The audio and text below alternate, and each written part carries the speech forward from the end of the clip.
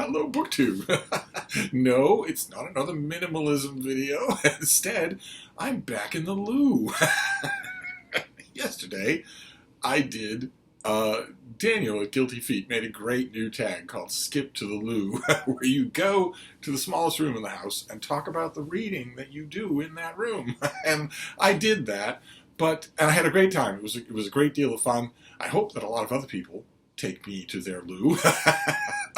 But when I filmed that video, I had my iPhone on a stock, and I don't have one of those flip screens to show me what I'm filming. Instead, I had to sort of just guess what I was looking at. It turned out reasonably well, considering that I'd never tried it before, but a great number of you have wanted to know if I could talk a little bit more about the books instead of just showing you the shelf. There's a built-in shelf for books. Actually, there are two, because the lower one will take taller books. I only have the one shelf here. So I thought that this is where the library tour that I'm currently conducting would move for today. This is my library tour 2022, and we are in the loo, where we will look at these books and show you the panorama of them. They're on this built-in shelf here. And one of the little pieces of advice that I wanted to give, although I'm sure that you're all loo experts, is not to really tightly pack the books on a shelf like this if you have them. Because if you do, you run the risk of pulling things off the shelf accidentally. You want these to be fairly loose. Well, I could probably squeeze another 200-page book in here, but I'm not going to do it. Because if they're fairly loose, anything that I touch will pull out easily and leave the others in place. You definitely don't want to run the risk of pulling books off the shelf accidentally in a room, the only room in the house that has standing water. You don't want to do that. So the first one we'll do is this University of Chicago. They did a long time ago. They did this whole uniform set of white, square, mass-market paperbacks of the Judge Dee mysteries by Robert Van Gulik. These are great. These are fantastic. Judge Dee is a potentate of a minor and itinerant nature in China of centuries ago. He has multiple wives. He has an irascible personality, but a just and also a merciful personality as well. He's based on folk tales that Robert Van Gulik also translated, and that are probably based on a real person. And Van Gulik thought, this is the grounds for a great murder mystery series, and he was right. And it's never been more tastefully done than these. Penguin did some green spine mass-market paperbacks with lurid cover art illustrations before this. I don't think they did them all, and this series does them all. And they are lovely. They're not made anymore. I think it was Todd at Todd's Bursting Bookcase who sent me the whole of these things, just the whole box full. Somebody sent me the whole of these, the whole box full. And I love them. I'm always, often in the past, I have been in the mood for a murder mystery when I have been sitting here. Then we have two of these old Bantam books that from eons past. These actually have really good bindings. These are Alexander Wolcott. Long ago, and While Rome Burns, he was a New Yorker wit. And these fall under the category of things that you would put in the loo that are short. These are collections of pieces that he wrote. This one, as you can see, is in large part a collection of profiles. I wonder how many of you will recognize any of the people on that cover behind the author. Do you recognize any of the people who he is profiling here? I do, but I'm not sure how recognizable they would be now. These were little pieces that he did when he was the America's so-called town crier. And every once in a while, I find them fascinating. But every time I pull them down, I wonder, okay, how much have these aged? And every time I check on that, they've aged a little bit more. So I don't know that Alexander Wolcott is ever going to get a Library of America volume, let's say. Then we have Samuel Adams Drake. He did a whole bunch of these old Tut book paperbacks on the history of Boston, Boston Harbor, the Boston Harbor Islands, that sort of thing. This is old landmarks and historic personages of Boston. And you get black and white illustrations. These are not well bound.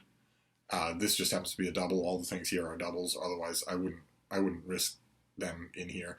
But I know I know everything that's in this book, so it would just be pure comfort to go through it and look at his phrasing. Then we have a double of a science fiction novel that I absolutely loved. I have loved this since it first came out in 1983. Is that right? Did I read that right? 1983? Yeah, that seems about right.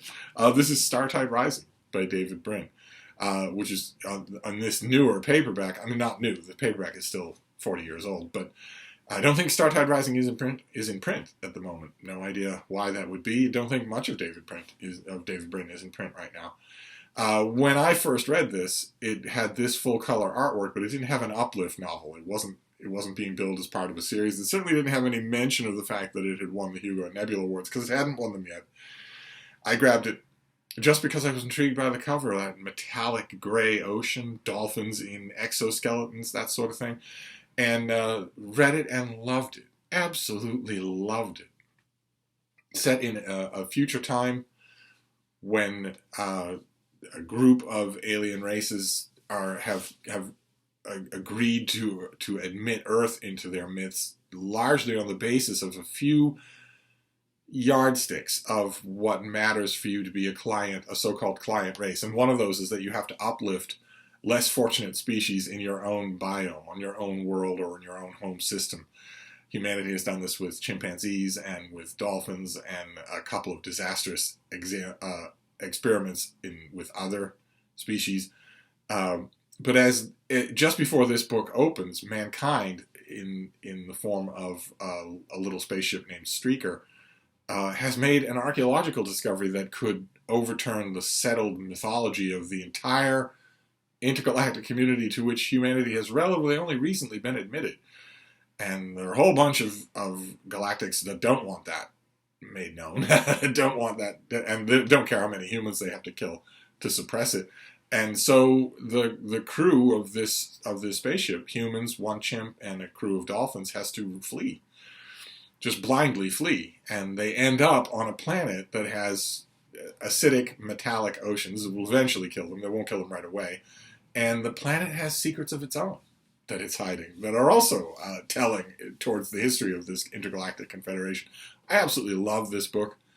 It sounds really, my description didn't do it justice. My description makes it sound forbiddingly involved. It is extremely good, involved science fiction from a science fiction author who was a scientist.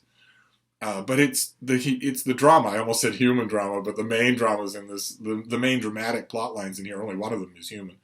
The others are not. My favorite character in this book is not a human, but rather the captain of the expedition, who is a dolphin. This is terrific. Absolutely terrific stuff. Keep meaning to give it a really thorough reread. Then we have two, again, a fairly iconic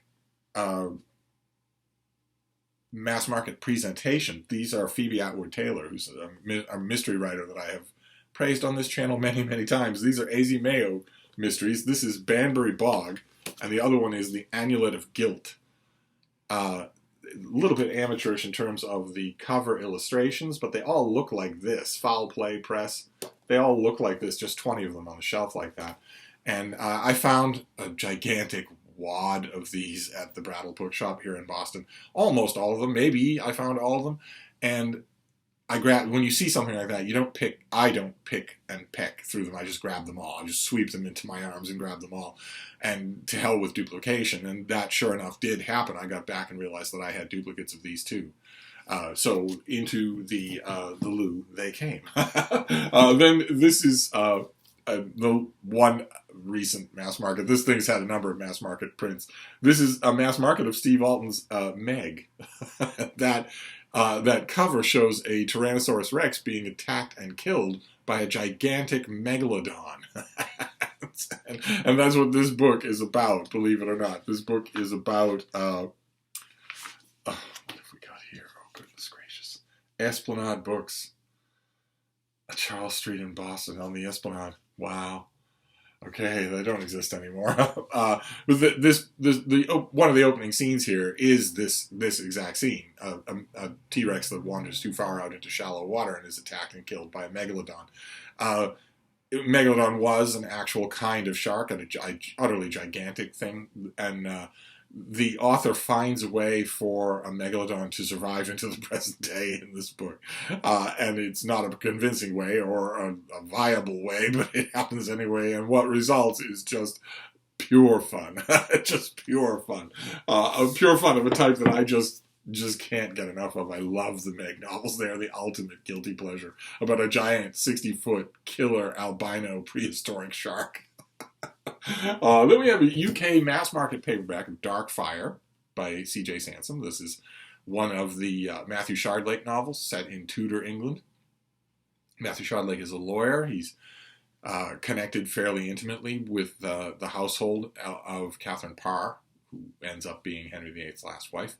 And these are good murder mysteries, nice and solid, very, very atmospheric, very historical, which is not always the thing you can say about a historical murder mystery. Some of them are very light on the history. C.J. Sansom is not, which is why these books have ballooned in size as the series has gone on. There's been more and more historical color at the behest of fans. That is not a case, as I often decry on this channel, of an author who is simply being self-indulgent. Instead, it's fans who wanted that. Then we have a science fiction novel. This is The Fate of the Phoenix by Sandra Marshak and Mirna Culbreth. This is in terrible shape. I have many copies of this book, but this is in terrible shape. It's a very, very early Star Trek novel, long before the Paramount lawyers got their hands on Star Trek fiction. They didn't care about it. They still don't, but they wanted it to be playing by the hymn book, and these early Star Trek novels do not, as you can see from, among other things, the fact that there's no Enterprise on the cover of this book.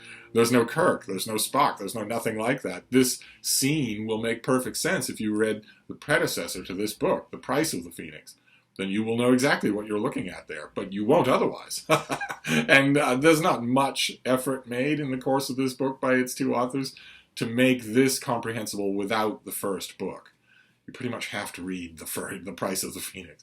I always, like so many people who read the Price of the Phoenix and then The Fate of the Phoenix, I kept hoping for a third book, for a full trilogy of the Phoenix novels. Never got it. I, like many, many fans, I've started at one point or another to write that novel myself. It revolves around a character named Omni, O-M-N-E, who develops a method that combines Star Trek's replicators with Star Trek's transporter to make perfect duplicates of another person. Perfect. So imagine that you are Jim Kirk and you get on board the transporter platform and on the Enterprise, and you say energize, and you rematerialize down on some planet, but you never dematerialized from the transporter platform. So there are now two of you. And one is not a fake or a copy or an inferior reproduction of any kind. They're both you. This is the process that Omni perfects. He calls it the Phoenix process, and he is willing to sell it to the highest bidder. He's an agent of chaos.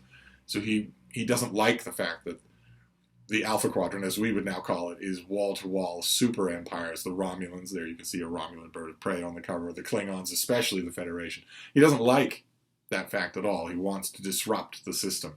And there's nothing that will disrupt the system more, as he accurately predicts. There's nothing that will disrupt the system more than if there are suddenly two people, two presidents of a planet, each one claiming to be the original article, two captains of the Enterprise. Just delightful stuff. It's breathless and a little bit embarrassing, but so is Meg. I just love it.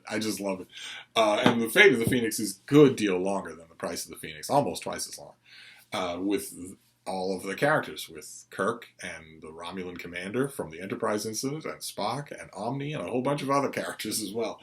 Then we have fantasy. This is the Illearth War by Stephen R. Donaldson. This is the second book in the first Chronicles of Thomas Covenant the Unbeliever, with a Darrell K. Sweet cover there. This thing I got, I think, at a little free library here in the neighborhood, in terrible shape, but that's what you want for a library book. You want for the Lou, I want anyway, books that I'm not going to worry about.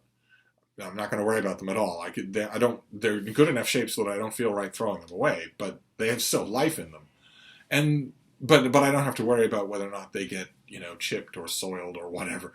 And this the reason this is in here, the second book in this series instead of the first one, is because I think the second book in the series is immensely more effective than the first one. I did a read-along of this with a bunch of other booktubers. There are some scenes in here, largely military conflict. This is a Tolkien-style fantasy land, a pre-industrial agrarian fantasy land, with a Tolkien-style evil lord called Lord Fowl who wants to take over that world and does so militarily. And there are some military set pieces in here that are amazingly good. I've reread them a million times. As we made pretty clear in that read-along, there are a lot of other elements in this book that are more disturbing the more you think of them. And that cannot be defended, I don't think, in any way. But some of the set pieces in here are terrifically effective. And so it often happens that I will just pull down the Illearth War to reread those sections. Or in the third book in the series, The Power That Preserves, which is not here in the Lou, there's one particular scene that I think is just amazing, just amazingly good. That isn't here, though. And then we have, this is a double or a triple or a quadruple of John Maddox Roberts. This is SPQR. And this is the first book in his series of Decius Caecilius Metellus the Younger, a fairly bland, noble Roman nobleman in the last years of the Roman Republic, who has, as he puts it, a talent for snooping. He's perfectly positioned. His family is extensive. They've been noble for hundreds of years, and so he has money at his disposal and also a little bit of social prominence. He belongs to a few key political organizations, and his family is a crucial political organization. So in other words, doors are open for him, which is kind of helpful in this murder mystery series. This is the first book in the series, and it goes on from here. And the title of those of you may be wondering what on earth is that is an abbreviation that the Romans carved into their public monuments, SPQR, signifying that it was erected by the Senate and people of Rome. It work as well as anything else for a murder mystery series. I remember when this came out. This came out, I think, in 1990. This came out in 1990, and I remember when I first saw it and thought, oh, wow, a new murder mystery set in ancient Rome. I had no idea how many books would follow, or that so many books would come after this by other authors set in ancient Rome, most famously Lindsay Davis. But it's terrific. It's terrific good fun. And then finally, we have a battered copy of The Silmarillion by J.R.R. Tolkien, which came to me with no cover on it, so I made one of my own. I put tape over there and then taped over the tape. Still very, very delicate. This particular edition is very, very delicate. I have many, many editions of this book, but every once in a while I feel like reading a famous story from here, or the famous, I've done a read-along of this as well, the famous segment on the Rings of Power and the Third Age, which is towards the end of the book and retells the Lord of the Rings in just a few pages. The appendices here, anything like that. There are times when I very much want to dip into a little Tolkien. And you never know. The point of a library in the Lou is that it should be able to respond to whim. Any whim. And that it should be right there to do so, because you're not going to get up and go. You're not going to go and find something to respond to that whim. And along those lines, to help out, is the last thing we'll look at, which is this battered old Nook. Barnes & Noble's little e-ink e-reader with the rubber frame and the great page-turn buttons. And this thing has hundreds and hundreds of other books on it. So, and as those of you will know, when you have an e-ink device, you barely need any charging. You really don't need to think about it. I haven't charged this in forever. But there's a reason for that. The book that I have on here, I don't know if it's going to be able to... I don't know how conveniently it's going to show you the cover. The book that I'm currently reading is The Complete History of the Black Death. A big, fat 1,100-page thing from Boydell and Brewer that's out now that we have seen. I've talked about it on this channel before. We'll put it back to Gage Gomez so that you can watch him pretending to read. I'm currently working my way through the weeds of that huge book on the Black Death, the notes, citations, all that sort of thing. That I'm currently doing that, although I shouldn't really use the present tense for that. I can if I want, because the Nook is in here too, just in case I need it. The Nook is in here too, but I shouldn't really use the present tense because, as I mentioned in my skip to the loo tag yesterday, it doesn't often happen that I consult either this or the books that are on the shelf. Far more often, what I do is bring in my iPad and just continue reading whatever I'm reading. Continue annotating it, all that sort of thing. I read on my iPad. Unless I'm reading a book that I got from the Brattle or one that I have on my shelves already, then I read on my iPad. And it's always to hand. I just bring it in here. And I'm careful with it. I don't bring it anywhere near the toilet until I am sitting down. It's on a counter somewhere. It's nowhere near standing water. I think it would probably be okay if it's a new enough iPad, so that I think it would probably be okay if it fell. But I wouldn't want to touch it if it did. So there you go. That is an in-depth look at my Skip to the Loo books. I have print books. I have the e-book reader, the e-ink reader, and I have these square-bound periodicals, Asimov's Analog, the Magazine of Fantasy and Science Fiction, Ellery Queen. Got a whole bunch of those that I work my way through, usually spurred by the fact that I get a new issue. If I get a new issue, then I realize, oh my God, I haven't read the last one. Haven't been all that impressed with what I've been reading lately, but the main problem hasn't been really the page-by-page quality of the stories. It's been the current year Twitter politic virtue signaling that I noticed it a few issues ago cropping up in story after story, but not ever all that much. Now it's more strident, it's louder, it's far more prominent, so that I need to do a whole video on it just to get it off my chest. But now it's so prominent that it's unavoidable. I don't know what to do about that, but I'm not actively solving that problem because usually I'm not thinking about it. Usually when it's time to come to the loo, I grab my iPad and just continue doing whatever reading I'm doing. I thought that would be a good library tour for today. Would be the return to the seat of ease. This time so that you can see the books instead of just the tops of them in my inept filming. But who knows what we'll do tomorrow? Well, the library tour will continue, so I will see you then. Thank you, BookTube.